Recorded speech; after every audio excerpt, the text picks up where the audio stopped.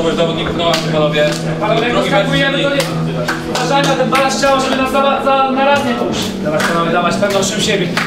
Wiemy co mamy grać, spokojem, konsekwentnie. Niech oni biegają z jednej strony, na drugą przerzućmy. Szukajmy tych luk, one się pojawią. Szybko zmieniamy stronę, potem szybko.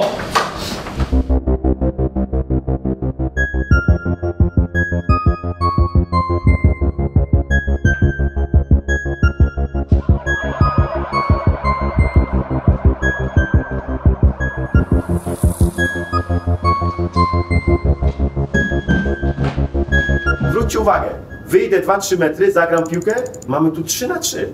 Przyjmuję piłkę, zwróćcie uwagę, ten będzie mnie gonił 10 metrów. Jeżeli ten wyskoczy, to mamy przewagę. I to jest znowu sytuacja, panowie, niby z pierwszej połowy, że nie wiemy co mamy robić, taktyka, śpimy tylko, ale to są te sytuacje. I my, zwróćcie uwagę, po części my ciągle powtarzamy te niuanse. Za chwilę zobaczycie, co robiliście w drugiej połówce. Ile my stworzyliśmy w sumie rozegrań, ile było dośrodkowań, ale nie wykończyliśmy tego. Czy dla trenera Brzęczka, czy dla jego współpracowników, dla jego sztabu w większości była to nowa sytuacja, tak? Masz zawodników, którzy przyjeżdżają z różnych drużyn, z różnych lig w ogóle. W klubie gramy inaczej i ciężko mi było się na początku przestawić. Każdy ma innego trenera, każdy inny trener ma inne podejście do swojej drużyny, do taktyki, do zadań wobec poszczególnych zawodników. Ty musisz to wszystko tak poukładać w te parę dni, żeby to funkcjonowało na tyle, że przyniesie efekt w postaci wyników. To wszystko, co pokazujemy, nie chciałbym, żebyście odbierali na zasadzie krytyki, tylko znowuż tego, to są to, co powiedzieliście wczoraj, detale, niuanse, które decydują, czy będzie rozegranie piłki, płynność. Chcę również, żeby wydobyć z was to, co jest najlepsze i żebyśmy poszli wszyscy do góry. Na początku eliminacji graliśmy 4-4-2 z lewym i pioną w ataku i ja grałem z Grześkiem jako dwie szóstki, gdzie w klubie jako szóstka nie zagrałem meczu nie wiem, z rok, nie, ponad. Także wiadomo, że tu ode mnie trener Brzęczek oczekiwał zupełnie czegoś innego i przyjeżdżałem do klubu i trener Bielsa mówił, dlaczego nie gram na swojej pozycji, dlaczego straciłem czas, nie? Wiemy, oczywiście, to nie jest tak, że my jesteśmy mędrcami. Wiemy, gdzie też ewentualnie popełniamy błędy, ale myślę, że w kwestiach taktycznych to, co i przygotowujemy, wam pokazujemy, wielokrotnie się to sprawdza. Jasna kwestia, że my sobie zdajemy sprawę z tego, że wszystko będzie nam wychodzić, no bo to nie ma takiej drużyny. Ale my nie możemy stracić jednej kwestii, panowie, wiary, bo my w was wiary nie tracimy, ale wy również w nas w takich sytuacjach. Bo to, co wczoraj powiedzieliście, to panowie, my też nie, żebyście nie mieli świadomość, my nie mamy jakiejś paniki. Bo ja po 4 meczach na konferencji wszyscy mi mówili, mamy jeszcze coś na mistrzostwach. Jak ja im powiedziałem, panowie, zejdźcie na ziemię, to mi powiedzieli, że Brzęczek jest debil. Przegraliśmy jeden mecz, Brzęczek jest znowu debil, no bo przegraliśmy jeden mecz. Przyjeżdżają najlepsi zawodnicy w kraju i trener musi wybrać 11, którzy zagrają w pierwszym składzie, zawodników rezerwowych, zawodników, którzy pójdą na trybuny i to nie jest łatwe. Jest o tyle trudno, że masz tą reprezentację dla siebie tylko na parę dni. Każdy z tych zawodników ma swoje ego, każdy chce być tym, który będzie grał, który będzie zaczynał. Słuchajcie, sekundę. Chcę tylko przekazać, jakie chciałbym, słuchajcie, zasady, żeby były. Takie, jak chcę przyjąć zasady, które będziemy określać, będziemy to robić zawsze, jak gdyby tak półrocznie. Jeżeli chodzi o te takie, wiesz, okresy, że mówisz, że powiedzmy wiosna broni jeden, później na jesień zobaczymy, jak to będzie wyglądało, no to nie było dla mnie jakimś takim wielkim zaskoczeniem. Pierwszy mecz z Włochami tu gra Fabian i grasz u siebie z Portugalią. Wojtek grasz w Polsce z Włochami i mecz w Portugalii. Ja jestem dosyć długo w tej reprezentacji, po prostu mam poczucie tego, że mam prawo do tego, żeby walczyć o bycie numerem 1. Bywało za trenera Nawałki tak, że byłem bardzo zdenerwowany na decyzję, ale ani razu tego nie okazałem trenerowi Nawałce, ani żadnemu z kolegów, może poza jednym wyjątkiem. I tak samo było teraz. W środku przeklinałem tak jak mogłem, ale starałem się jakby nie okazywać tego. Za każdym razem był wkurzony. Chyba nie było jeszcze sytuacji, gdzie bym powiedział po ogłoszeniu decyzji przez któregoś z trenera, że okej, dobra, przyjmuję to do siebie. Nie, zawsze była z tym związana duża frustracja. Wtedy jak będą mecze eliminacyjne, spotykamy się znowu tak jak teraz, na tym grupowaniu pierwszym mówię Wojtek jest numerem 1, albo Fabian jest numerem 1, to będzie obowiązywało znowu, jak gdyby tam od marca do lata, do przerwy. Nie chcę chłopaki wam jak gdyby określać, oceniać i mówić dlaczego tak, bo to byłoby bez sensu. To jest taka decyzja, jesteście na takim poziomie wysokim, że obojętnie, który z Was będzie bronił w bramce, jestem o to spokojny. Były sytuacje, gdzie się z tego śmieliśmy, były też sytuacje, gdzie widać było, że każdy z nas ma podziurki w nosie tego wszystkiego. Ale też to nie było tak, że nie wiem, dyskutowaliśmy o tym albo dawaliśmy sobie argumenty, czemu ja nie ty. No, tego absolutnie nigdy nie było, bo jakby też za normalne uważam to, że Fabian był zawsze przekonany, że powinien być numerem 1, a ja zawsze byłem przekonany, że ja powinien być numerem 1.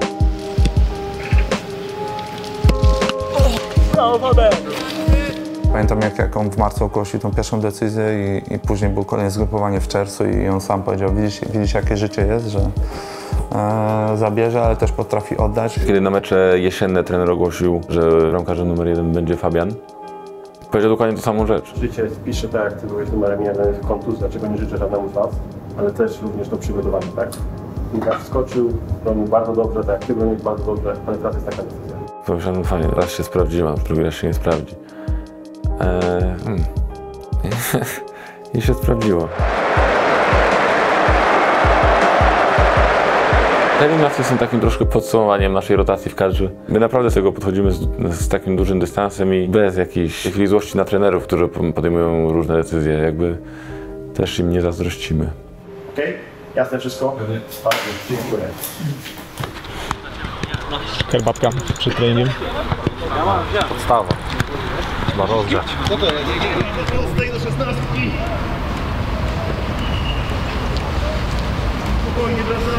Gdzieś tam miałem momenty zawahania, nie wiedziałem czy dalej jestem w stanie dawać tej reprezentacji tyle, ile ja bym chciał. W momencie, jak była ogłoszona nominacja trenera Brzęczka, praktycznie na drugi dzień się spotkaliśmy w Katowicach. To, w jaki sposób do mnie mówił, z jakim przekonaniem i z jaką taką dużą chęcią i z dużym optymizmem do mnie mówił, że wiedział, że mogę jeszcze dla tej reprezentacji wiele robić.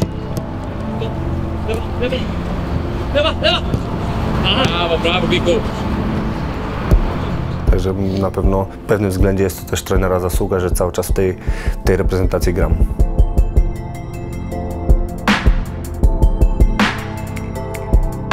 Był menadżerek, tak?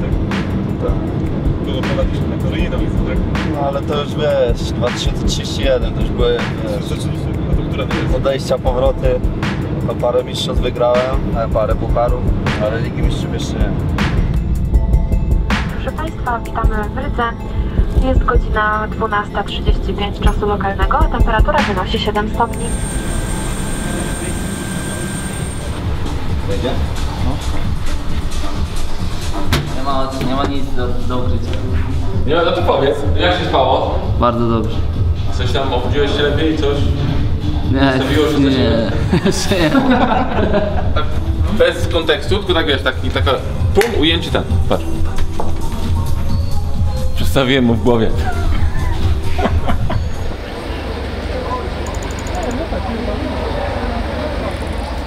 Wszyscy jesteśmy, zaczynamy. Szybko idzie, łatwa. Ostatnia drużyna w tabeli. Nie zdobyła punktu, zdobyła jedną bramkę. Przyjeżdżamy tutaj, panowie, w jasnym celu. Zdobyć 3 punkty. Jesteśmy liderem. Mamy 13 punktów. Nikt tych punktów nam nie podarował. Za nazwiska wy je walczyliście. Jesteśmy niezadowoleni z tego, co się wydarzyło we wrześniu. Jasne. Bo zdobyliśmy tylko 1 punkt. Ale niech to będzie dla nas nauczka, że nie było tego zdecydowania, tego oddania dla drużyny. Bo już myśleliśmy, że samą umiejętności wystarczą. Nie, przekonaliśmy się. Ale chcę widzieć jedną rzecz. Chcę widzieć drużynę, która ma pewność siebie. Nie jest arogancka, nie lekceważy przeciwnika, ale która przyjeżdża dzisiaj na ten stadion i jest pewna siebie, pewna swoich umiejętności, tego co pracujemy. Tylko chcę tą jakość, panowie, zobaczyć w tych meczach. Większą, bo za mało tego jeszcze sprzedajemy. Za mało sprzedajemy tego, co potraficie. Tak jak powiedzieliśmy, słuchajcie, będą grać na trójkę środkowych obrońców w piątkę. To, co pokazywaliśmy przy 4 obrońców, jeżeli się ustawią do rozegrania od piątki, tutaj się nic nie zmienia, tak? Tutaj się nic nie zmienia. Jest Robert Zielu i tu jesteśmy na półpozycjach. Z jednej strony, którą przegrywajmy, niech oni biegają. W końcu się znajdą luki, w końcu będzie miejsce, żeby zagrać tą piłkę, żeby sytuację tworzyć. Nie na siłę, ale bądźmy konsekwentni. Stadion Daugava w Rydze. Po smutnym wrześniu chcemy, by piłkarsko październik był radosny. kombinacyjnie w bocznym sektorze boiska Polacy. Lewandowski przepuścił, Klich, jest szansa, Lewandowski 1-0. Świetna kombinacja biało-czerwonych i Robert Lewandowski trafia w kadrze po raz 58. Zieliński, Grosicki, bardzo dobre zachowanie Grosickiego. Już przyspiesza Grosicki, świetne wyłożenie, 2-0. Robert Lewandowski, fantastyczna akcja i asysta Grosika. Zaczynamy bardzo dobrze, agresywnie, ustawienie, rozgrywamy, zdobywamy dwie bramki. Ale po 22 minutach, wiecie co, straciliśmy znowu porządek to, co mamy robić.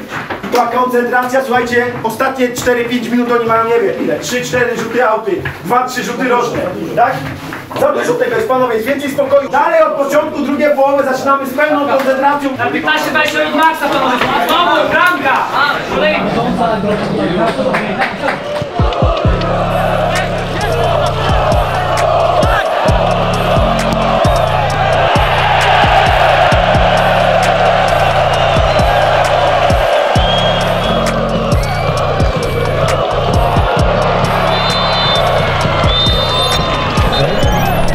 Jak tego?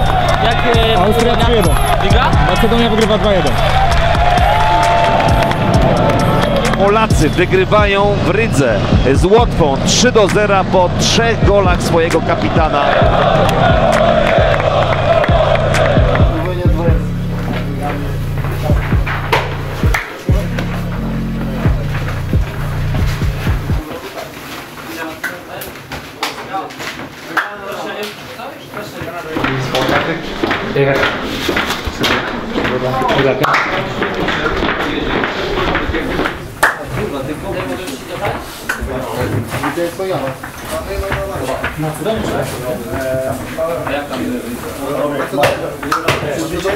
Jesteśmy na mistrzostwach, tak?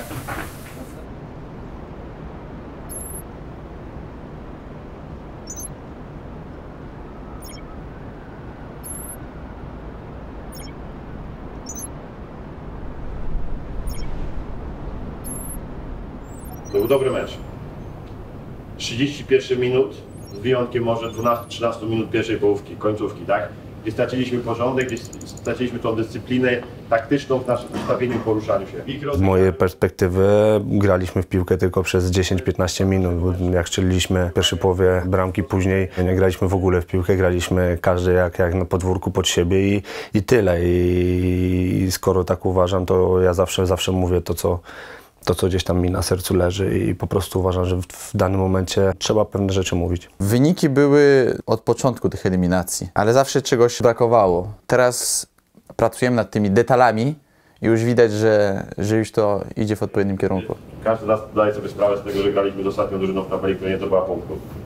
Jasna kwestia. Poziom i tak dalej. Tego nie muszę wam mówić. Ale chodziło o pewne zasady w poruszaniu się i agresywność. Chcemy piłkarzy, którzy mówią też jasno, dają też sygnał i dają do zrozumienia, że panowie, jest jeszcze troszeczkę do poprawy. Dlatego muszę wam zadać takie jedno tylko pytanie, bo no przypadek jest wielki szum, że nie ma u nas atmosfery, tak? Że gdzieś tam nie gadacie z sobą, coś tak się zaczyna nakręcać, to próbują z tej strony już?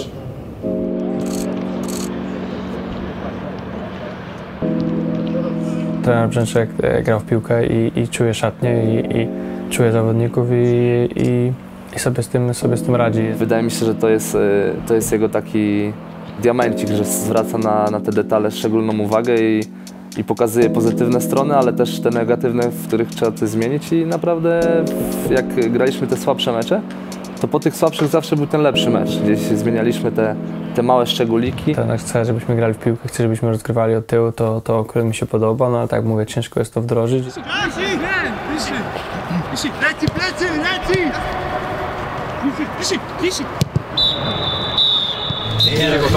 Wiedziałem, że stąd to już aż po grób. Panie, Michał Wiśniewski, człowieku, kurde, mistrzostwo świata.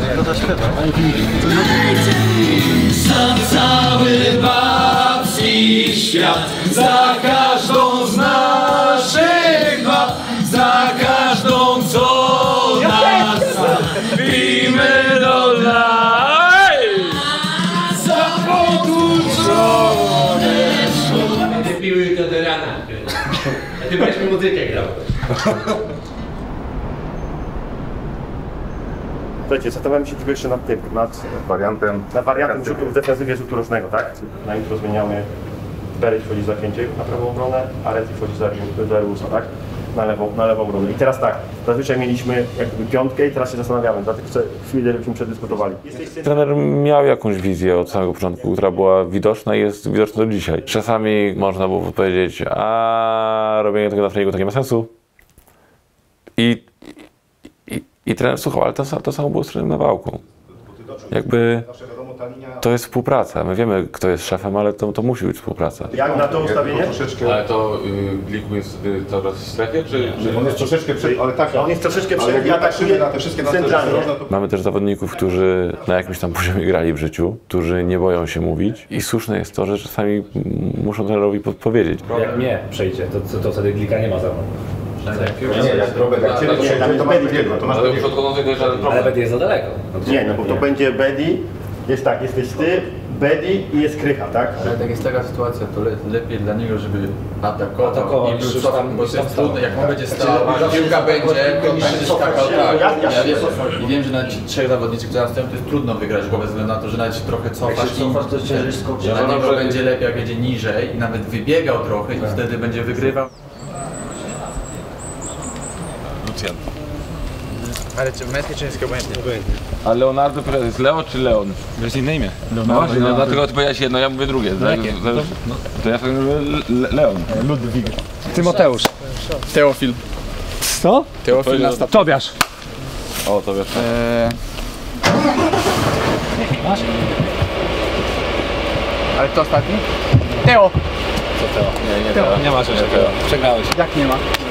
Jest to.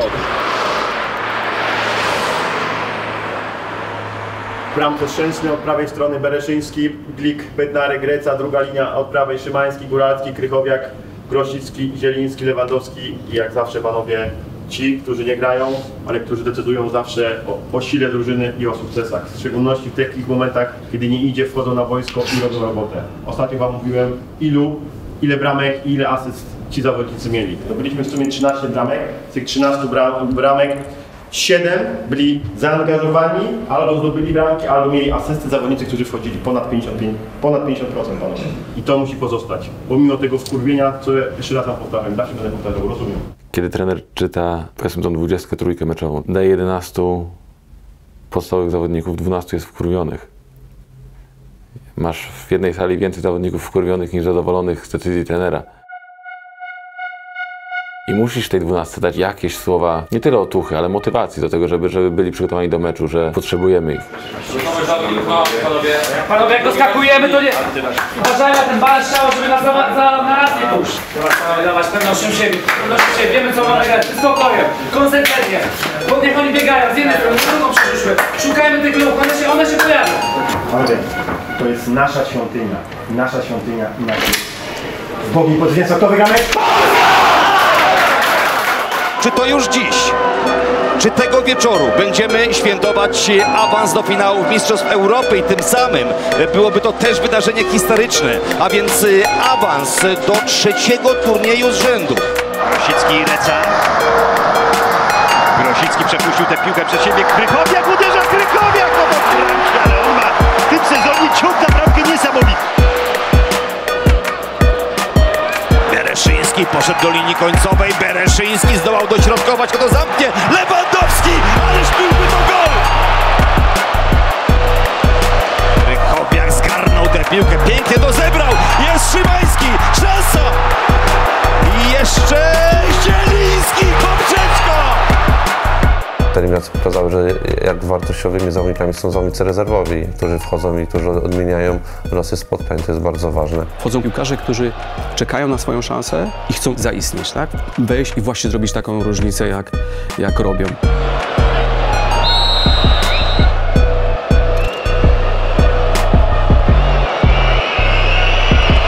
Trener Brzęczek jest jakby troszkę odważniejszy a propos niektórych meczów, decyzji, sytuacji, tak jak a propos Górala.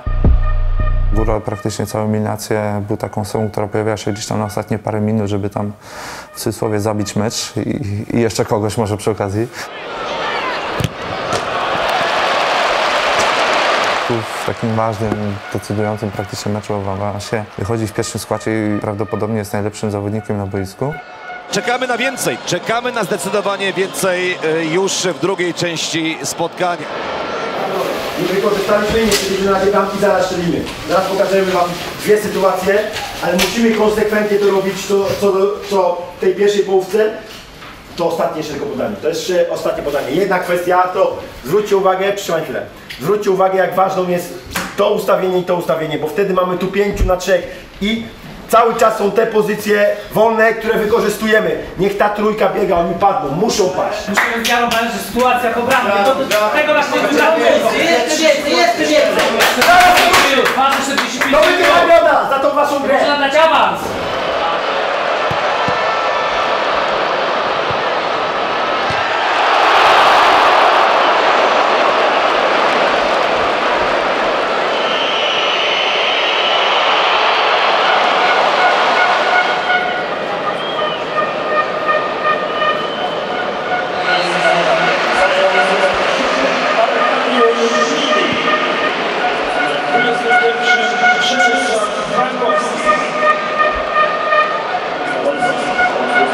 Podanie do Lewandowskiego. Lewandowski i jest szansa teraz. Gol! Gol! 1-0. Przemysław Frankowski. To jest wejście smoka, wejście takie, o jakim marzy każdy trener, że prowadzi piłkarza.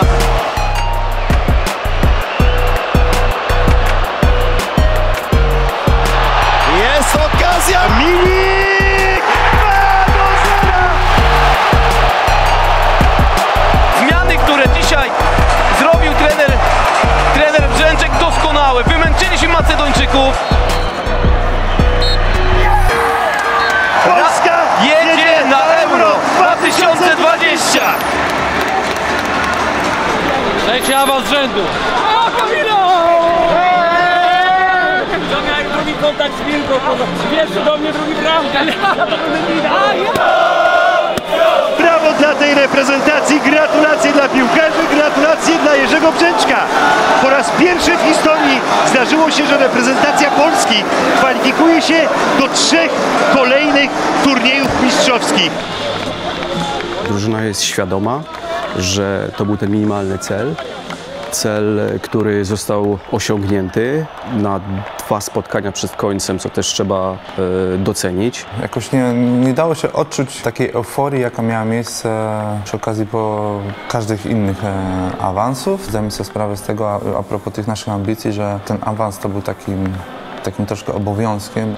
Każdy awans smakuje bardzo dobrze, ale na pewno też każdy z nas ma mimo wszystko świadomość, że prawdziwe rzeczy musimy zrobić na Mistrzostwach Europy. Jest zajebiście. Będzie zabawa! W piłce jest też coś więcej niż sama jakość piłkarska. Znaczy się wygrywa tym głodem, tą walką, która jest zupełnie inną jakością niż ta typowo piłkarska. Przyjdą takie czasy za 20 lat. Mam nadzieję, że nie, ale pewnie będą, gdzie my nie zakwalifikujemy na drugą imprezę. I wiesz, co wtedy będzie mówione? Kiedyś to były czasy, jak graliśmy fajną piłkę. Z Łotwą na wyjeździe to 3-0 bez problemu wygrywaliśmy. Kiedyś u siebie to Macedonię to ogrywaliśmy 2-0 bez problemu.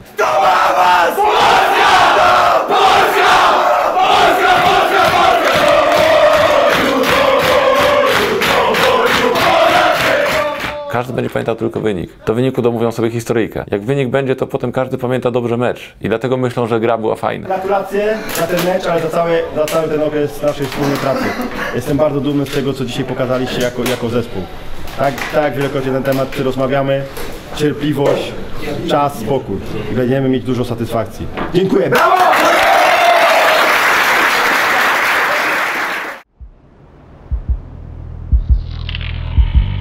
Jakie zadanie jest przed selekcjonerem? Zgodnie żeśmy ustalili, że mamy 6 miesięcy czasu, żeby w bardzo poważnych meczach przygotować reprezentację, natomiast naszym celem jest pojechanie na następne Mistrzostwa Europy. Jestem święcie przekonany o tym, że podołamy temu. Wielokrotnie rozmawialiśmy na ten temat z panem prezesem, że w jakiś sposób pewne pokolenie za chwilę zakończy grę w reprezentacji narodowej. My musimy w rozsądny sposób przygotować następców, którzy będąc na boisku będą również odpowiedzialni za to, co się będzie działo w czasie meczu i będą brać tą odpowiedzialność.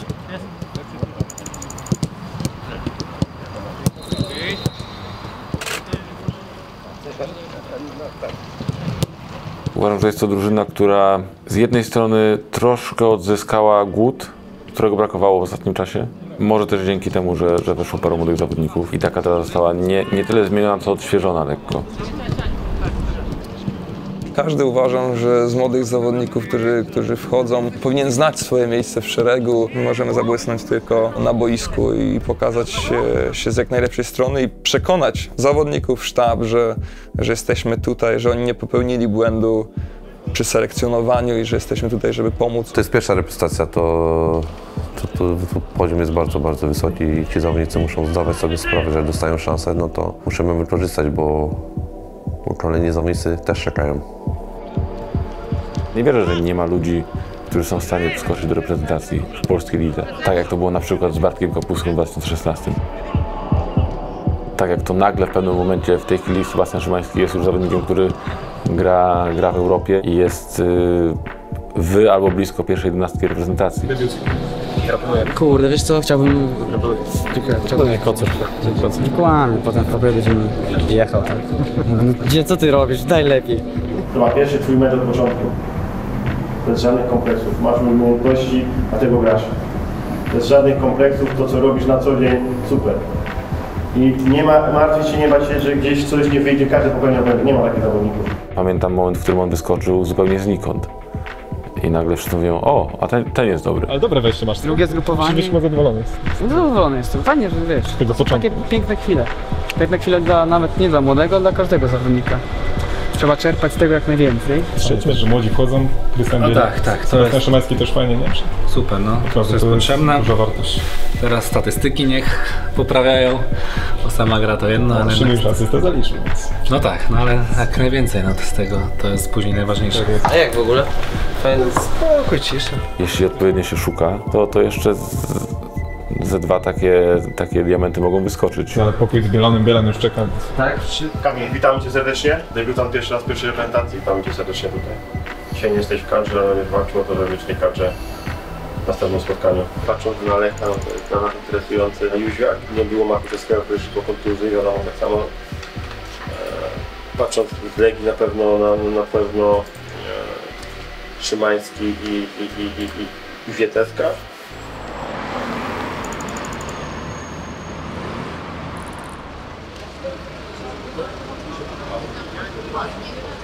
Jeszcze raz przypomnę panowie to, co zacząłem.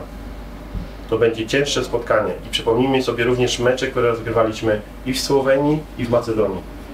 Jak ciężko, jest o każdy punkt. Have a good match, of course. Nie chciałbym takiej sytuacji, że przyjeżdżając na ten stadion, wchodząc na to boisko, gdzieś będziemy zadowoleni tym, że już jesteśmy. To nie jest dla nas ważne, ale my chcemy się rozwijać. My musimy pokazać to, że jesteśmy taką drużyną, która chce iść do góry, do przodu i przeżyć wspaniałą historię. Musimy o tym pamiętać, że tą historię zaczynamy już tworzyć tu i przygotowania do tego, co nas będzie czekać za 7-8 miesięcy na Mistrzostwach Europy. I o tym, słuchajcie, musimy pamiętać. Powodzenia panowie i kolejnego zwycięstwa i dobrej gry. Polska gra 9. mecz w eliminacjach. Polska dzisiaj bez Roberta Lewandowskiego. Do tego też trener Jerzy Brzęczek zostawia na ławce Kamila Grosickiego. Zieliński. Interwencja Marciano, Szymański. Mamy już pierwszą doskonałą sytuację. Szymański na pole karne. Zamieszanie, gol! Grzegorz Krykowiak. Jak idzie, to idzie. Jak wpada, to wpada.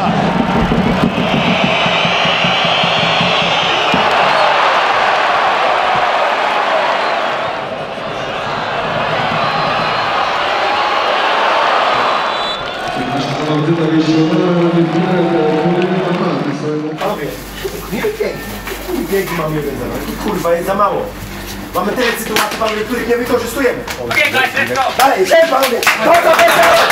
Drugie 45 minut będzie trudniejsze. My sobie musimy pomóc wspólnie. Dawaj, idziemy. Czekamy na centrę, z pola bramkowego wybiegł Glik, piłka ostro bita, słupek do bitka i 2-0. Krzysztof Piątek.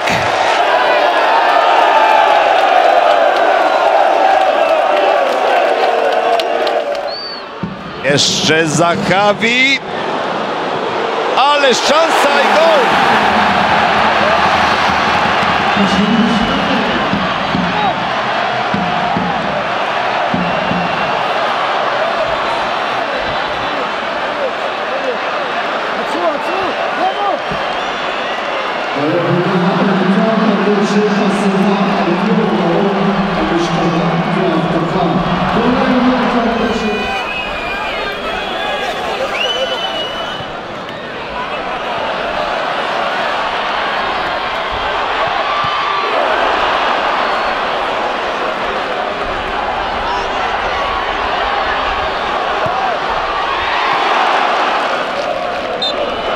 Ostatni gwizdek arbitra.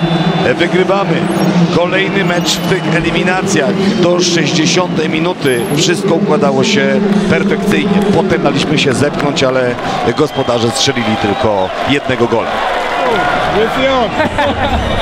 Brawo, brawo.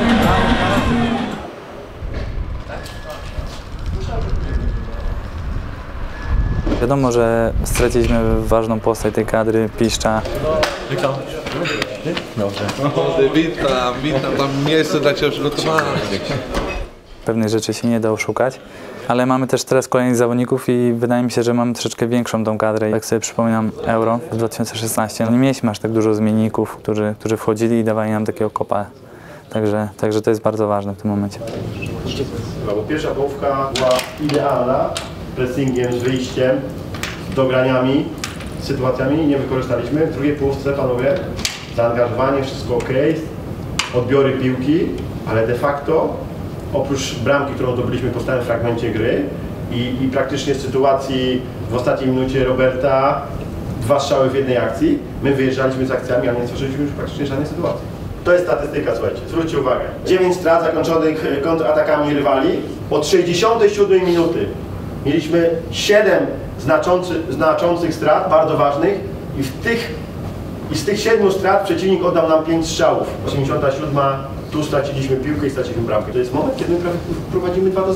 Takich sytuacji było za dużo, w których my powinniśmy ich dobić, my traciliśmy piłkę, a to powodowało jedną rzecz. Musieliśmy biegać i tracić siły. A ta drużyna nie jest gotowa w tej chwili na sukces na wielkiej imprezie. No jeszcze tych parunastu procent brakuje. Z jednej strony wielka impreza wyzwala w tobie dodatkowe emocje, które pozwalają wejść na wyższy poziom, a z drugiej strony to jest też kwestia dobrego przygotowania, kwestia pracy, kwestia indywidualnego podejścia każdego z zawodników, kwestia klarownego pomysłu na grę, pomysłu na zespół. To wszystko musi się złożyć w odpowiednim czasie w jedną całość, żeby ten sukces był. Także to jeszcze dużo pracy przed nami. Ale jeżeli prowadzimy i mamy tyle strat w sensie takim, żeby zagrać dokładną piłkę, gdzie mnie przeciwnik praktycznie nie atakuje, na tym poziomie, panowie, to od razu jest kara. Nas, całe szczęście, w tym meczu pokarali tylko raz. Ale jak będziemy na Mistrzostwach Europy, panowie, będziemy grać z topowymi drużynami, to nas kurwa rozniosą, jak będziemy dawać takie proste straty. Wydaje mi się, że trener musi ulepszać cały czas tą reprezentację. Mniej kombinować, a więcej gdzieś tam iść w tym kierunku, w którym idziemy po prostu. I trener na pewno tak do tego będzie podchodził. Że mamy 2 gdzieś rozwiązania, granie na jednego napastnika czy na tych 2 i przynosiło to w jednym meczu efekty. Te ustawienie w następnym z 2 napastnikami. Wydaje mi się, że powinniśmy tego szukać, bo też musimy być elastyczni, żeby przeciwnicy nas nie rozpracowywali.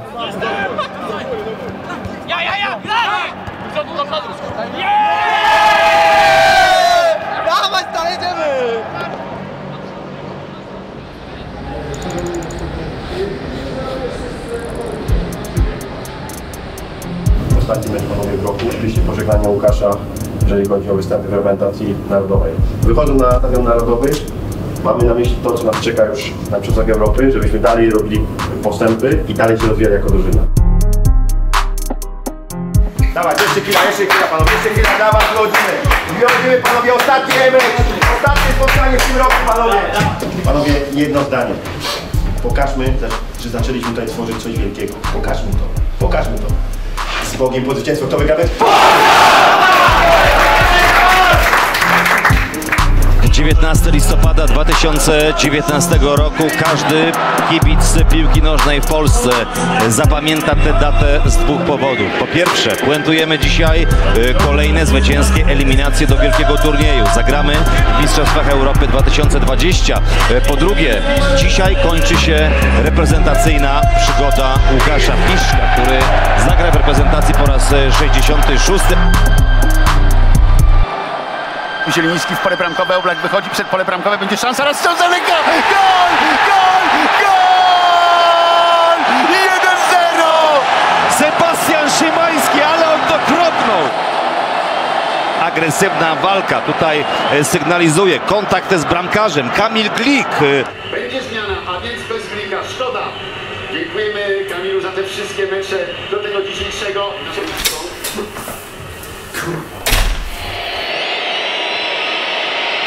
Zobaczmy, Ilicic, ale to zrobił. Wyłożenie i gol.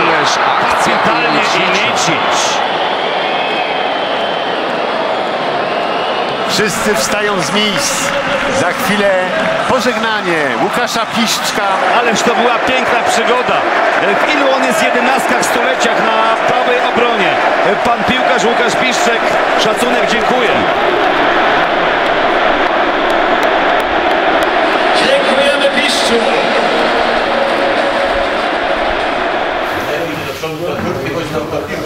Jak Piotrek schodzi na prawą stronę w tą lukę, to oni wszyscy się tu przesuną. Jak ty ten przejdziesz ze skrzydła, wejdziesz do środka, to jesteś sam, bo lewy zaciągnie całą linię obrony za ten.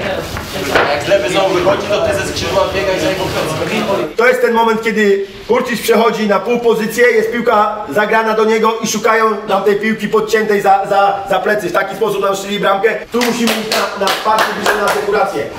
Ilicicza nie możemy zostawić z ręki, obojętnie z kim 1 na 1. On musi mieć podwojenie, musi mieć wsparcie. To jest bardzo dobra gra. Straciliśmy bramkę, ok? My za chwilę swoją strzelimy, ale musimy być skoncentrowani i zdyscyplinowani. Jędrzejczyk. Tylko tam biegający między naszymi stoperami Matawsz. Wszyscy pozostali. Ależ ładnie. Są na własnej połowie. Lewandowski minął 3 rywali. Lewandowski pole karne. Lewandowski! Ależ to zrobił Robert Lewandowski! Co on tutaj nam pokazał? Werbić i Ilicic, ale zagrali! Oj, ale oni pograli w naszym polu karnym. Zajc przekładał, ale stracił.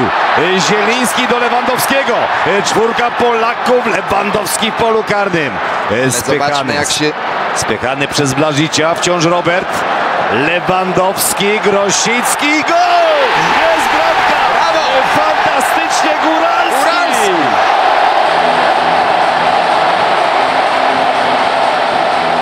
Wygrywamy ten ostatni mecz i to jest ważne. Kapitan dzisiaj pokazał duszę, umysł kapitana w tych ważnych momentach.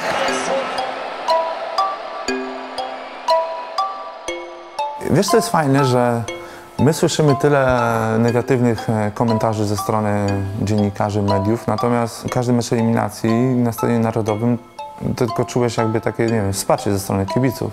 Każdy mecz było full. Oczywiście były jakieś takie momenty niezadowolenia, gdzieś tam dało się odczuć, ale patrząc na to, jak licznie nas wspierano podczas każdego meczu, czy u siebie, czy nawet na wyjazdach, no to nie wiem, czy my jesteśmy niekochani przez media, czy przez kibiców. Mi się wydaje, że raczej nie jesteśmy kochani przez media, a wśród kibiców cały czas mamy to wsparcie. I myślę, że to jest akurat w tym wszystkim najważniejsze. Ale to był ostatni mecz eliminacji i jedziemy max, tak? Ja robię hałas, robimy hałas, potem cisza i pierdolnięcie. Tak?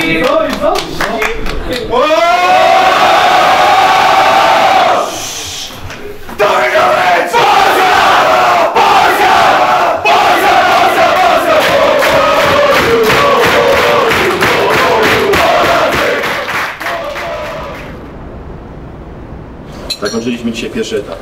Dziękuję tym, którzy dzisiaj grali przez tych 90 parę minut, ale ci, którzy również weszli. Ale najważniejsi są panowie ci, najważniejsi. Naprawdę, jeszcze raz wam to powtarzam. Ci, którzy nie grali, a którzy z nami są, to takie są niekiedy wybory, są sytuacje.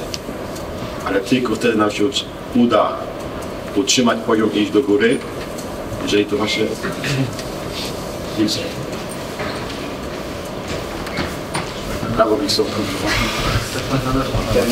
Tasowanie. Łukasz, serdecznie ci dziękuję i życzę zdrowia, długiej gry jeszcze. Muszę jeszcze jedno pożegnanie zrobimy kiedyś, jak zaczniesz grać z powrotem reprezentacji. Ale również dziękuję za dzisiejsze liczby, bo myślę, że w szczególności dla młodszych zawodników to była wielka przyjemność i radość móc z tobą spędzić te kilkanaście godzin. I życzę, żebyśmy do tego celu drugiego, jaki mamy Mistrzostwa Europy, przygotowali w taki sposób, żebyśmy przejeździli najpiękniejszą naszą historię związaną z reprezentacją Polski. I tego panowie nam wszystkim życzę zdrowia.